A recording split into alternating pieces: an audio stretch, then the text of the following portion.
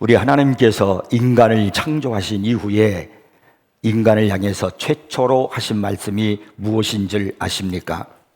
우리가 이 사실을 알면은 우리 하나님께서 인간을 창조하신 의도가 무엇인가 하는 것을 우리가 알 수 있습니다.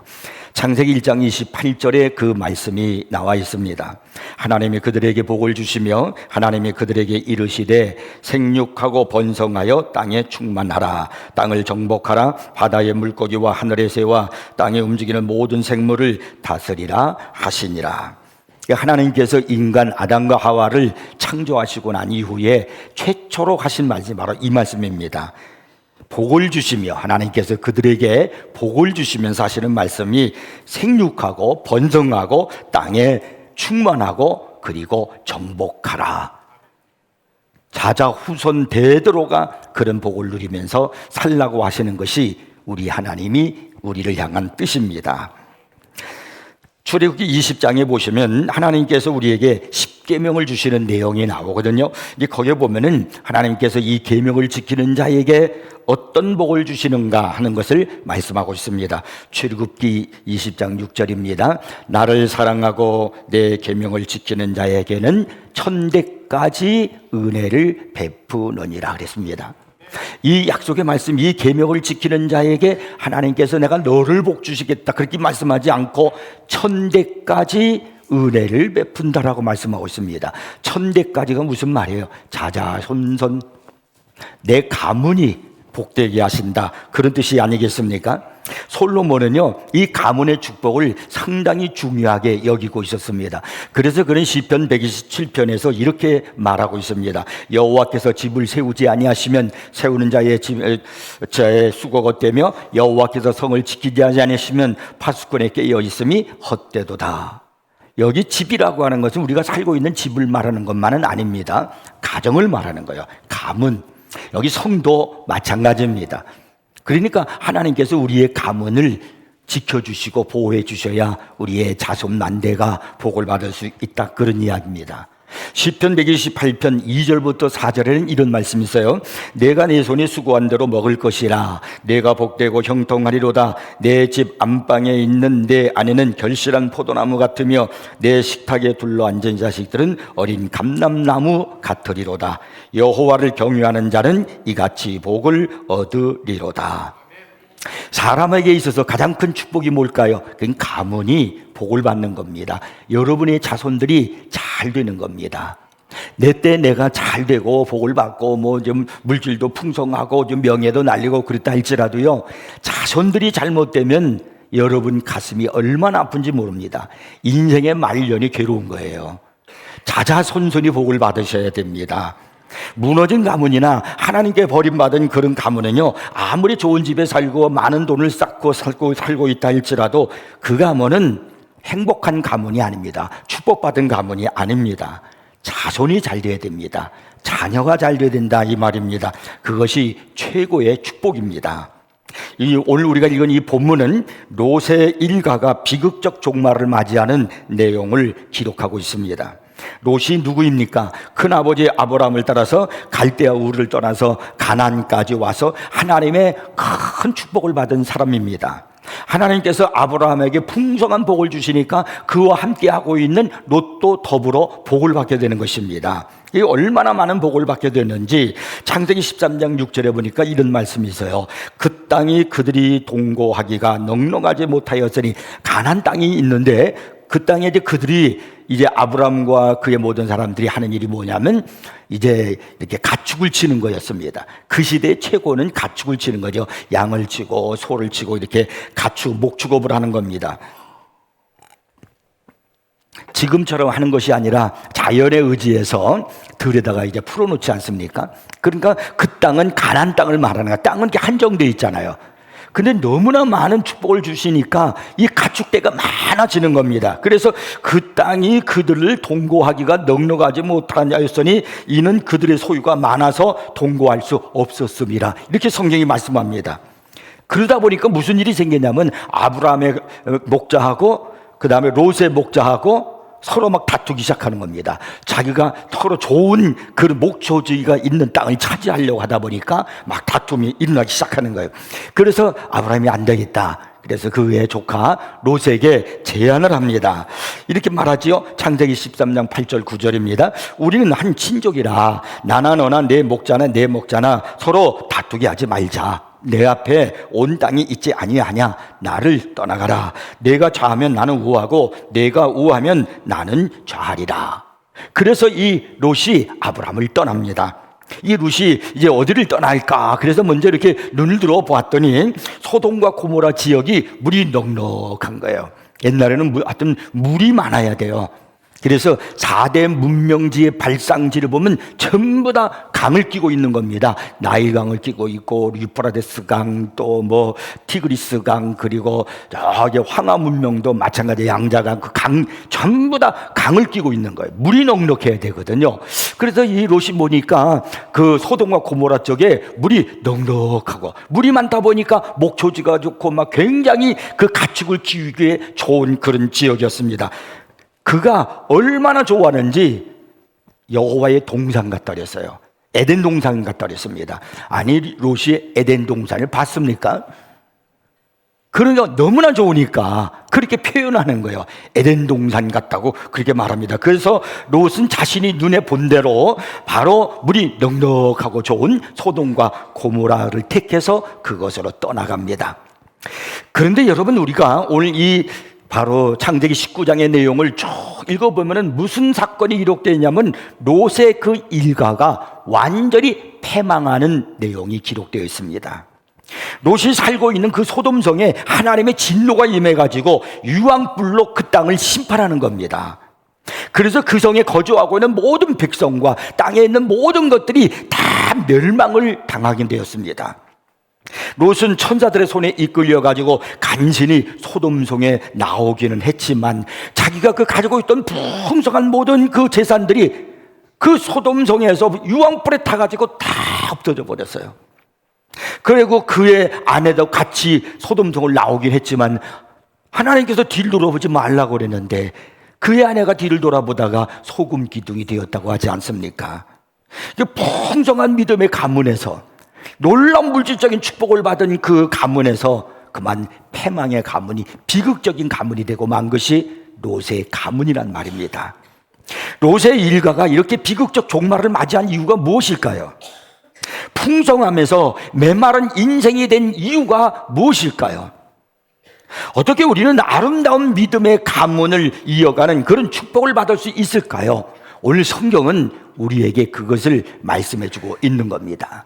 자, 먼저 우리가 첫 번째로 생각할 것이 롯의 일가가 비극적 종말을 맞이한 이유가 무엇인가라는 거예요. 왜 롯의 가문이 비극적 종말을 맞이했느냐라는 겁니다.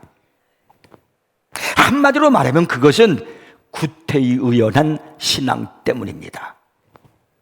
구태의연이 무엇입니까? 발전하거나 진보하지 아니하고 예전의 묵은 그대로 그 모습으로 살아가고 신앙생활하는 겁니다. 하나님께서 가장 싫어하는 것이 바로 뭐냐면 구태의연한 신앙입니다. 성경은 우리에게 말씀하기를 계속해서 우리의 신앙이 자라가라는 겁니다. 에베소서 4장 15절 말씀을 보면은 오직 사랑의 안에서 참된 것을 하여 범사에 그에게까지 자랄지라. 그는 머리니 곧 그리스도라. 예수 그리스도처럼 우리가 성장하라는 겁니다. 예수님을 닮아가라는 겁니다. 우리가 성화되어 가라는 것입니다. 그런데 우리가 신앙이 구태의연하게 되잖아요. 그러면 우리의 신앙은 제자리 신앙이 되는 겁니다.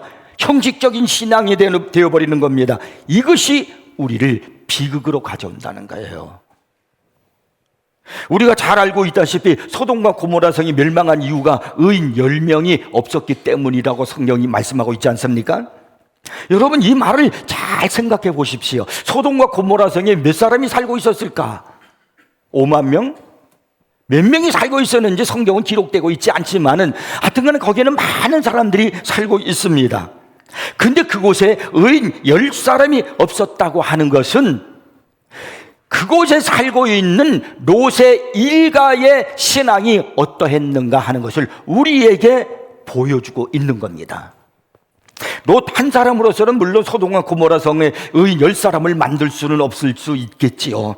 그러나 가족 모두가 살아있는 믿음을 가지고 있다라고 하면은 소돔 성의 의인 10명은 당연히 있어야 되는 것 아닙니까? 자, 롯이 있잖아요. 롯의 아내가 있잖아요. 롯에게는 2딸이 있었어요. 사위가 있었어요. 적어도 소돔 성에 6명은 있었단 말이에요.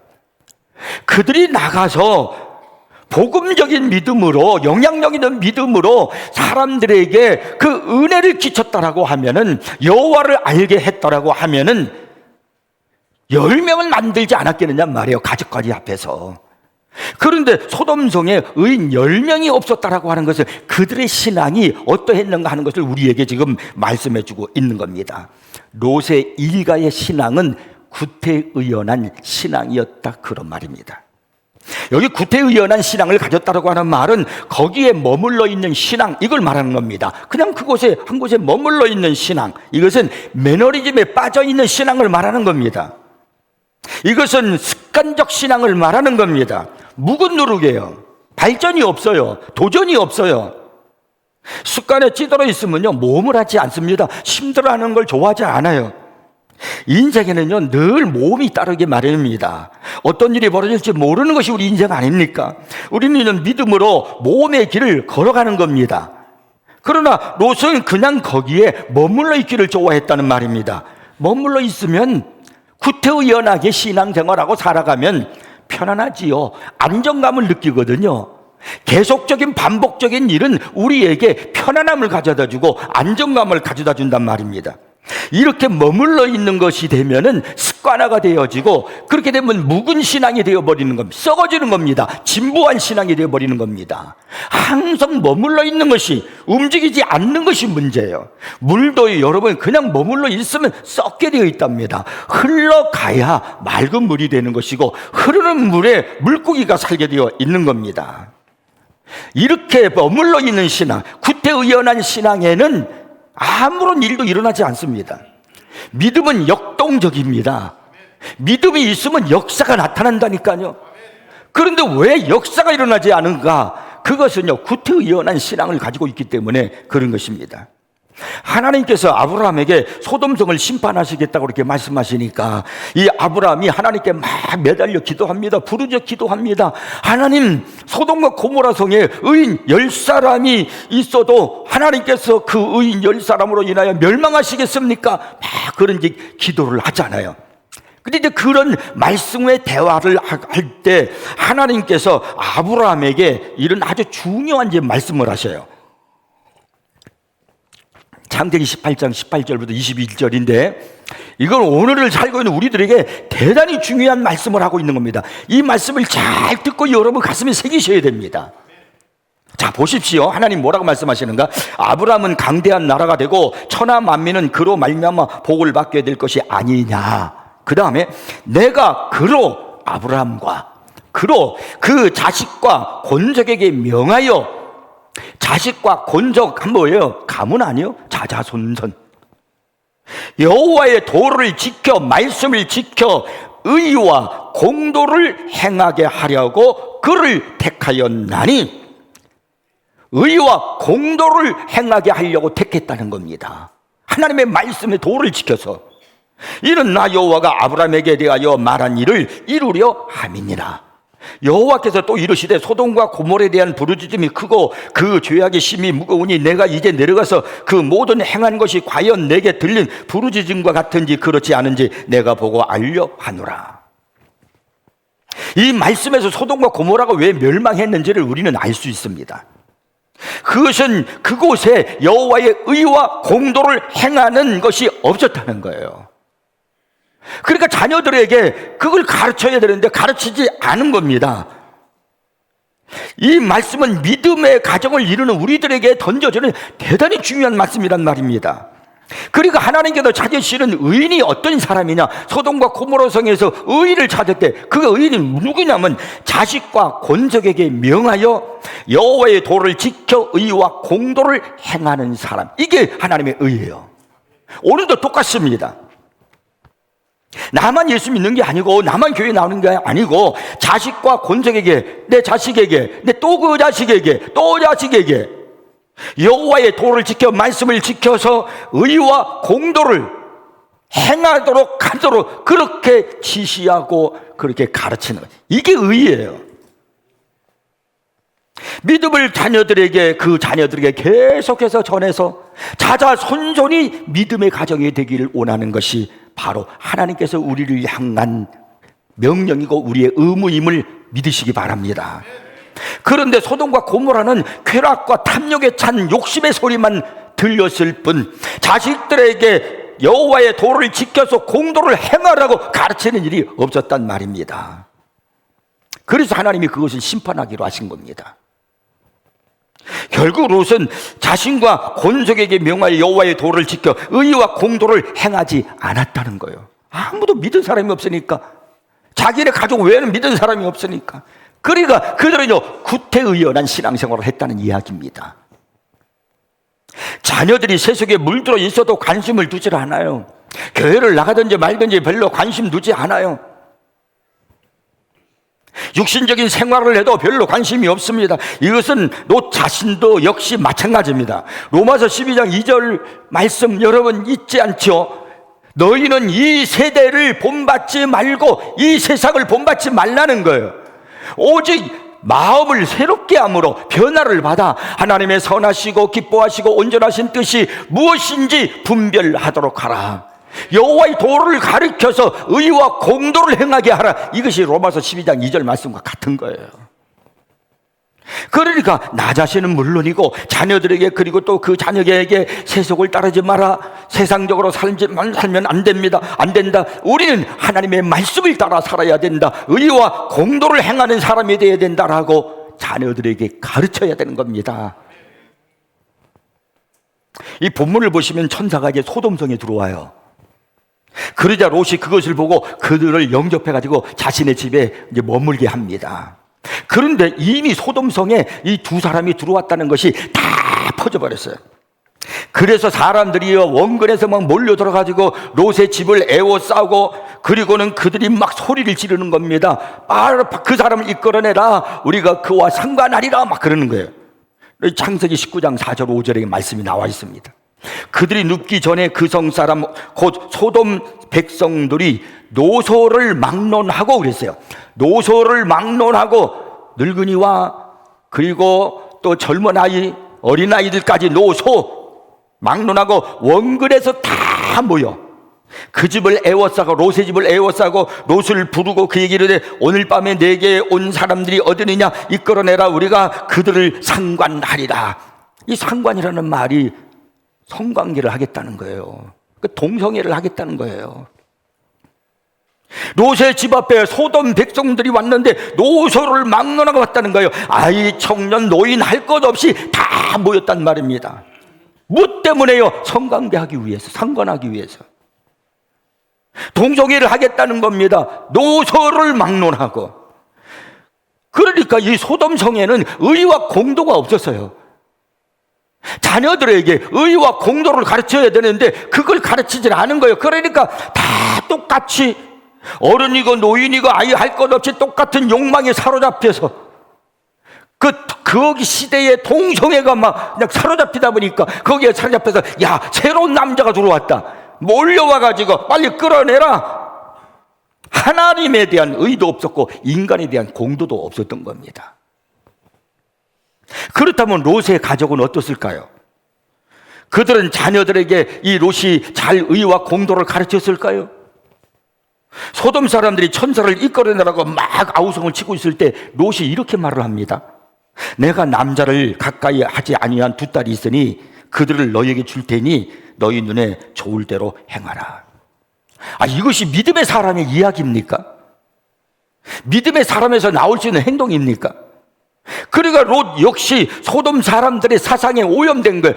이 세대를 본받지 말고. 그런데 소돔 세대에 그것을 본을 받았어요.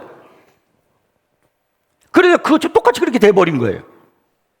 이런 그런 가정에서 자란 두 딸은 또 어떨까요? 두 딸이 있고 사유가 있었는데요, 롯이 천사가 전한 그 말을 사위들에게 전하는 거예요. 이렇게 말합니다. 창세기 19장 14절에서 여호와께서 이 성을 멸하실 터이니 너희는 일어나 이곳에서 떠나라. 그 천사 하나님이 전한 말씀을 전했단 말이에요. 그런데 성경은 계속해서 이렇게 말하죠. 그의 사위들은 농담으로 여겼더라. 하나님의 말씀을 농담으로 여겼다는 거예요. 혹시 여러분의 자녀 중에 하나님의 말씀을 농담으로 여기는 자녀는 없는가요? 아니, 여러분 자신은 하나님의 말씀을 얼마나 귀하게 여기고 있습니까? 농담식으로 받고 있지는 않은가요? 사무엘상 2장 30절에 보면은 나를 존중히 여기는 자를 내가 존중히 여기고 나를 멸시하는 자를 내가 경멸하리라고 말씀하셨습니다. 그러면 하나님을 존중히 여기는 것이 무엇입니까? 하나님을 멸시하는 것이 무엇입니까? 어떻게 하는 것이 하나님을 존중히 여기는 것입니까? 우리가 잘 아는 찬송이 있죠. 말씀 앞에서 자막에 나올까요?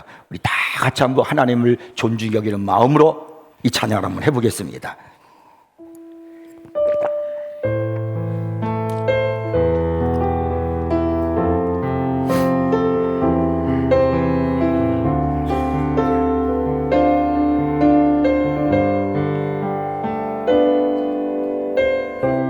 말씀 앞에서 말씀 앞 경외함으로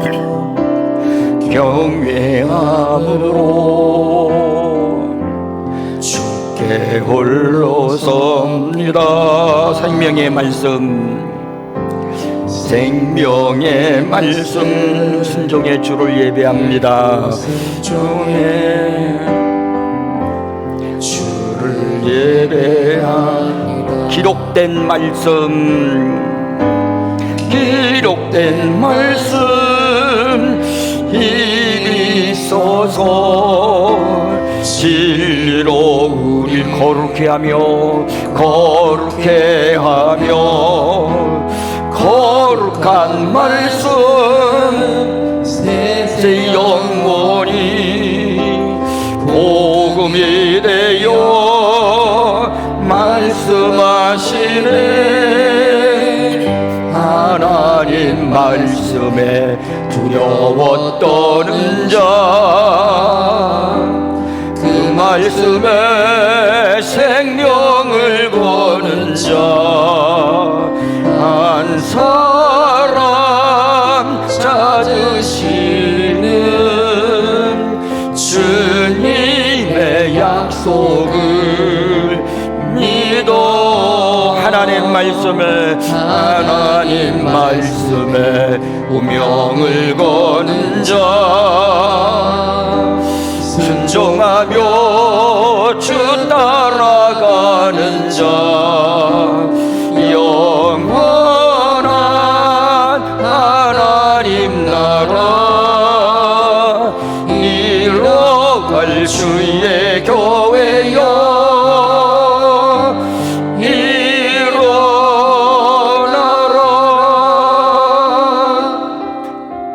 이 찬양의 내용이 여호와를 경외하고 공경하는 것이 무엇인지를 우리에게 가르치고 있습니다. 하나님 말씀을 경외하고 존중히 여기려고 순종하는 것, 그것을 바로 하나님을 존중히 여기는 겁니다.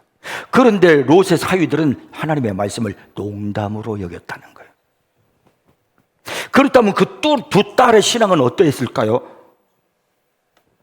이제 하늘에서 유황불이 막 쏟아지게 되니까 롯의 가족들이 지체를 하니까 천사가 롯의 가족을 데리고 성 밖으로 내보냈습니다.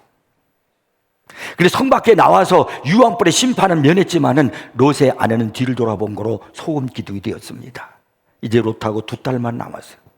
그들이 굴에 들어갔습니다. 근데 큰딸이 아버지에게 술을 마시게 했어요. 그래 그날 밤에 아버지하고 동침을 했어요. 그 다음날 둘째 딸이 또 아버지에게 술을 마시게 했어요. 그 술에 가득 찬 취한 그 아버지가 자기 둘째 딸하고 또 동침을 했어요. 그래서 자식들을 낳았어요. 모압과 암몬이에요. 그것이 두 아들이. 세상에 이런 일이 있을 수 있겠습니까? 도대체 믿음의 가정이잖아요. 아브라함과 할 때 믿음의 가정이에요. 성경에 보면 롯을 의인이라고 말씀하고 있습니다. 그런데 어떻게 이런 일이 일어날 수 있겠느냐는 말입니다. 이게 롯의 가문입니까? 롯은 더 부유하고 명성을 떨쳐보겠다고 소돔성에 들어갔습니다.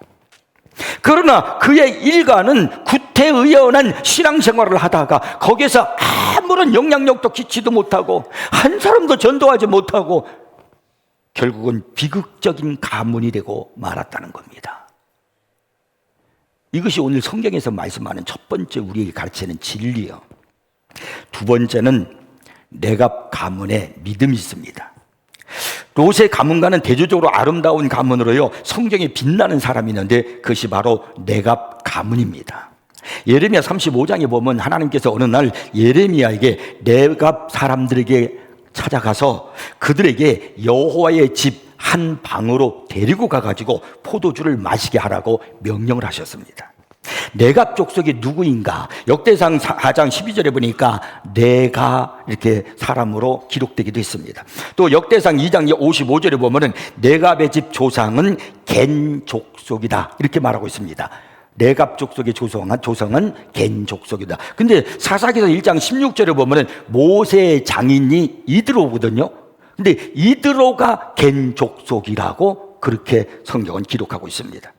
따라서 이들은요, 사막에 거주하던 유목민으로서 미디안 제사장 이드로가 속한 겐 족속과 동일한 족속입니다. 그들은요, 이스라엘이 출애굽을 할 때 이스라엘과 함께 섞여서 가나안 땅에 들어옵니다. 그러니까 이 네갑 족속은 정통 유대인이 아닙니다. 아브라함의 후손이 아니란 말입니다.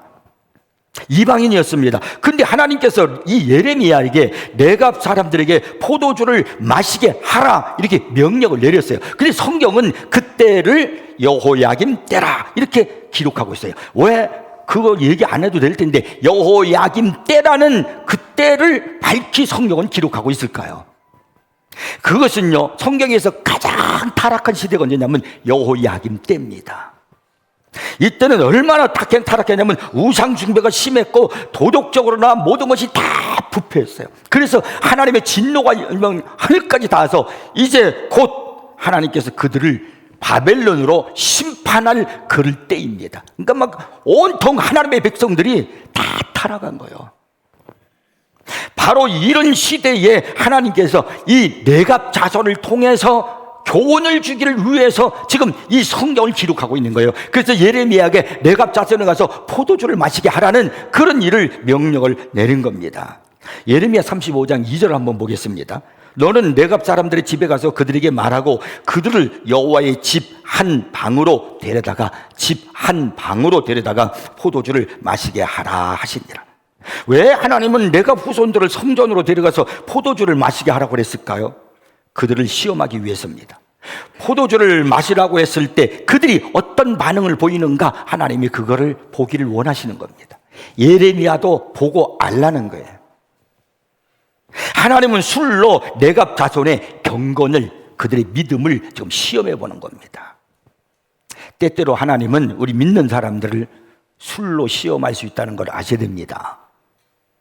담배로도 시험할 수 있다는 것도 아셔야 됩니다. 그러자 예레미야가 네갑 사람들의 후손을 골방으로 데리고 갑니다. 골방은 아무도 없는 거예요. 모르는 거예요. 그리고 포도주가 가득한 술잔을 놓고 마시라고 그러는 거예요. 여기 성경에 보면은요, 권했다고 성경이 나오거든요. 예레미야가 권하는 거예요. 마시라. 근데 원문대로 보면은 이것은 대단히 강력한 의미를 담고 있는 표현입니다. 한잔하시게 이 말이 아니에요.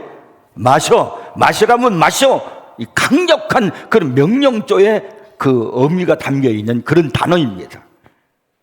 그 당시에 사람들은요, 포도주를 음료수처럼 마셨습니다. 더구나 지금 술을 권하는 사람이 누구입니까? 하나님의 사람, 위대한 사람, 선지자 예레미야입니다. 자기네들이 그토록 존경하는 선지자 예레미야가 골방으로 데리고 가가지고 술을 마시라고 권합니다. 뭐 골방인데 아무도 없는데 뭐 한 잔 좀 하는 거. 이게 시험인 거예요. 사람은 안 봐도 하나님은 보신다니까요. 그러면 여러분은 이런 상황이라면 어떻게 하시겠습니까? 이쯤 되면 술을 마시라고 권하는 사람의 얼굴을 봐서라도 뭐 한 잔쯤 마시는 거 예의 아닐까요?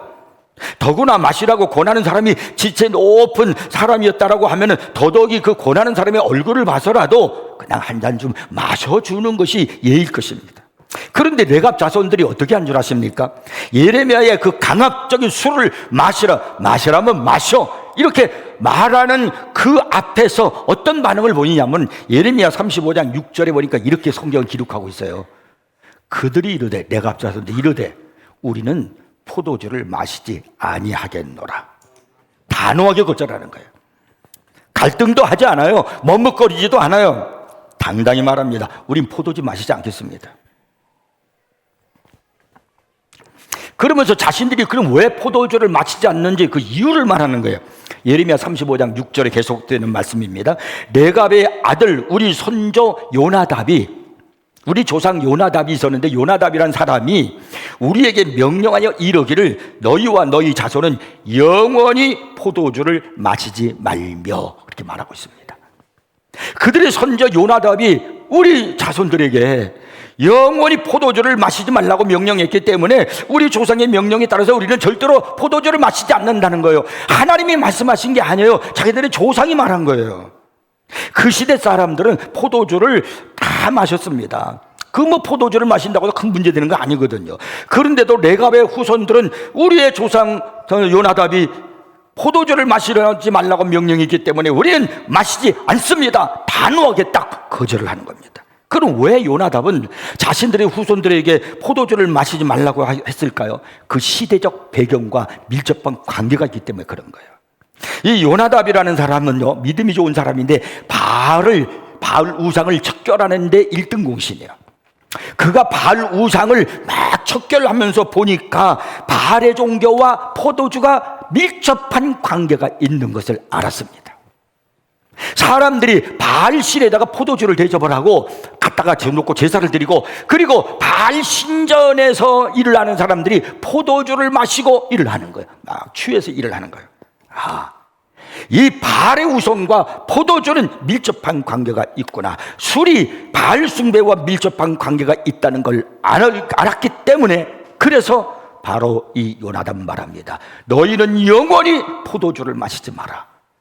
포도주가 우상 숭배의 길로 빠지게 할 수 있다. 유목 생활을 하면서 포도주를 마시지 않고 산다는 건 굉장히 어려운 일입니다. 물이 귀한 시대예요. 포도주가 음료로 사용되던 시대에 포도주를 먹지 않는다는 것은 정말 어렵습니다. 그런데 그들은 한순간도 아니고요, 그때 요나답이 말한 이후로부터 250년 동안 계속해서 우리 후손들은 포도주를 마시지 않았다는 겁니다. 오늘 우리가 살고 있는 세상도 마찬가지예요. 술 그 자체가 죄도 아닙니다. 선도 아니고요, 술 자체가 구원을 결정하는 것도 아닙니다. 술을 마시지 못하면 인간관계가 맺기 어려워요. 요즘 여성들도 술을 참 잘합니다. 그리고 포도주나 맥주는 아예 술이 아니라고 생각합니다. 세상이 다 그렇게 살고 있으니까요, 그래서 하나님 백성들도 그냥 술을 다 그냥 꺼리낌 없이 마시는 거예요. 여러분, 술을 마시면 은혜 생활이 잘 되던가요? 술 한잔 하고 기도하면 기도가 잘 되던가요? 캐나다에서 어떤 목사님은 설교를 굉장히 열정적으로 하는데 어떻게 이렇게 열정적으로 하는가 했더니 올라오기 전에 위스키 한잔 하고 설교를 하신다는 거예요. 그게 아름다운 것인가요? 술 하면 타락하게 돼 있어요. 여러분, 술 하면 죄는 따라가게 돼 있어요. 바알 우상 하니까 포도주가 함께했다. 그냥 포도주 마시지 말라. 술 그 자체가 구원과는 상관이 없습니다. 그러나 성경은 술 취하지 말라고 분명히 말씀했습니다. 왜냐하면 술 취하지 말라는 것은 술을 마시지 말라는 거예요. 술을 마시면은 결국 어떻게 되냐면 한 잔, 두 잔 하게 되면 계속 술 취하게 돼 있어요. 이 예레미야 35장에 나오는 이 레갑 자손은 250년 전에 그 조상 요나답이 너희 후손들은 포도주를 영원히 마시지 마라. 내가 보니까 이 포도주가 타락하게 만든다. 이 술이 우상 숭배하게 만들고 이것이 죄를 짓게 만든다. 하나님을 섬기는 일에 우리의 바로 장애물이 된다. 성결의 운동을 가로막고 있다. 그러므로 영원히 마시지 마라. 250년 동안 지금까지 마시지 않고 있다는 거예요. 하나님은 이렇게 의와 공도를 지키며 사는 내각 가문을 그냥 둘 리가 없죠. 다 보고 알고 계시는데요. 예레미야 35장 19절에 축복하십니다. 그러므로 만군의 여호와 이스라엘의 하나님께서 이와 같이 말씀하시니라. 레갑의 아들 요나답에게서 내 앞에 설 사람이 영원히 끊어지지 아니하리라 하시니라. 얼마나 큰 축복이에요. 남들이 다 그렇게 하니까 구태의연한 신앙생활 하지 마세요. 예배 생활도 구태의연하게 하지 마세요. 그러니까 역사가 일어나지 않는 거예요. 지금으로부터 200년 전에 존 패턴이라는 선교사가 있었습니다. 그는 1824년 스코틀랜드의 가난한 집에서 태어나서 17살에 회심을 하고 20살에 전임 사역자의 길을 걷기 시작했습니다. 빈민가에서 성공적으로 사역을 하다가 식인종이 우글거리는 뉴 헤브리디스 군도에 복음 전할 사람을 찾는다는 말을 듣고 그곳으로 가기로 결심을 했습니다. 그것은 20년 전에 이미 두 선교사가 가서 잡혀먹었다는 겁니다. 주위 사람들이 만류를 합니다. 그때의 일을 팩터는 이렇게 적고 있습니다. 마음씨 좋은 노신사는 나를 붙들고 소리내어 울었다. 식인종이 살고 있다니까요. 목사님도 잡아먹힐 것이라니까요. 나는 그때 이렇게 대답했다. 딕슨 씨, 모자나 선생님이 가지고 있던 것을 모두 남겨준 채 무덤에 들어가게 될 것입니다. 거기서는 벌레들이 시신을 뜯어먹겠지요. 주님만 섬기다가 죽는다면 벌레가 먹든 식인종이 먹든 무슨 차이가 있겠습니까? 마지막 때가 되면 선생님도 저도 예수님처럼 깨끗한 몸으로 부활하게 될 것입니다. 이 말을 끝나고 나자 노신사는 눈물을 닦고 방을 나갔다라고 썼다는 겁니다. 존 베터는 33살에 아내와 함께 뉴 헤브리디스 군도에 들어갔습니다. 도착한 지 얼마 안 되어 아내와 갓난아기는 풍토병으로 세상을 떠났습니다. 존 베터는 2개의 고아원과 여러 교회를 지었고 그로 인해 수많은 사람이 복음을 받아들였습니다. 그는 그곳에서 83살의 나이에 천국으로 갔습니다. 여러분, 인생은 한 번뿐입니다. 때가 되면 우리는 다 떠나야 됩니다. 그러나 여러분의 자손들이 여러분의 뒤를 이을 것입니다. 여러분의 후손이 어떻게 살기를 원하십니까? 롯의 가문처럼 되기를 원하십니까? 아니면 레갑의 가문처럼 되기를 원하십니까? 인생의 끝이 죽음인 사람은 아무리 큰 일을 하여도 허무이고 아무리 열심히 살아도 허무입니다. 절벽을 향해 뛰어가는 사람은 아무리 열심히 뛰어간들 무슨 의미가 있겠습니까? 끝은 절벽인데. 절벽을 향해 뛰어가는 사람이 올림픽에서 금메달을 몇 개씩 받아서 목에다가 걸고 주렁주렁 달고 간들 뛰어간들 무슨 의미가 있습니까? 마지막엔 절벽인데. 인생의 끝이 천국인 사람은 아무리 적은 일도 의미가 있고 모든 순간이 다 선물이고 복이라는 사실을 기억하시기 바랍니다.